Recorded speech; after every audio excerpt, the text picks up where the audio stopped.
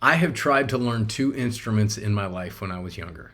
The first one was the piano, and the second was the trumpet. Now, it might not surprise you, but I did not become a master at either one of those instruments. No matter how hard I tried, no matter how much I practiced, it didn't really connect with me. Well, in our reading today in Matthew 9, 1 through 19, we read about how Saul is God's chosen instrument. Before he is healed by Ananias, God tells Ananias something specific about Paul's circumstances and who he will become. Starting in verse 15, it says, "But the Lord said, 'Go, for Saul is my chosen instrument, to take my message to the Gentiles and to kings, as well as to the people of Israel. And I will show him how much he must suffer for my name's sake.'"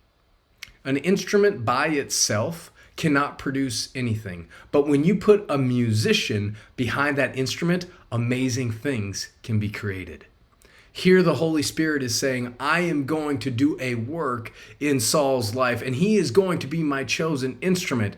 But one of the primary ways that he is going to be used will come through suffering.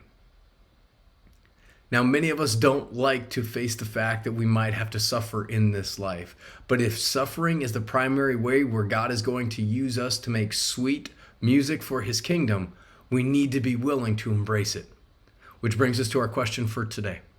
Do I understand that suffering is a part of God's work in my life?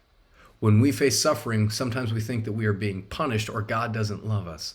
It could be the exact opposite, that when we are facing suffering, God is making his sweetest music, his sweetest melody through the instrument of our lives.